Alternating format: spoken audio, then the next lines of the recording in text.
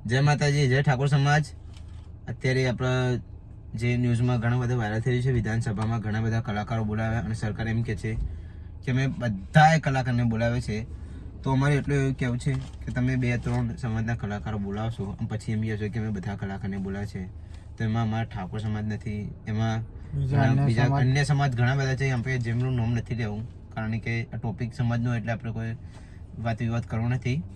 અને અમારું ઠાકોર સમાજમાં કે ક્ષત્રિયમાં કોઈને તમે બોલાયા નથી, એમાં સરકારનો વાંક છે કે એમાં જે વચમાં કરતા ધરતા છે એમનો વાંક છે, અમને કોઈ ખબર નથી હજી. ને આ વાતને 3-4 દિવસ થઈ ગયા, હજુ સરકાર કોઈ ઓફિશિયલ સ્ટેટમેન્ટ આપતી નથી.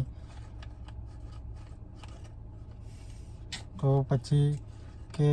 પછી વધારે આગળ વધે એના પહેલાં સરકારને સ્ટેટમેન્ટ તો આપવી પડે કે કેમ, શું કારણ હતું, કે શું થયું એ બધું. સરકારે આ ઠાકોર સમાજમાંથી કોઈને ઇન્વિટેશન આપ્યું નહીં. ઠાકોર સમાજમાં ઘણા બધા કલાકારો છે નાના મોટા, જેમ કે વિક્રમભાઈ ઠાકોર સુપરસ્ટાર છે ફિલ્મ ઇન્ડસ્ટ્રીના, અને બાળ કલાકારમાં જીગર ઠાકોર, પછી તન્વી ઠાકોર, જે સારા સારા ભજનો મિલિયન્સમાં અને લાખોમાં બાઇકો છે યુટ્યુબમાં ઘણા બધા, અને ઓલરાઉન્ડ ગુજરાતમાં એમના ઘણા બધા કલાકારો પણ હોય છે.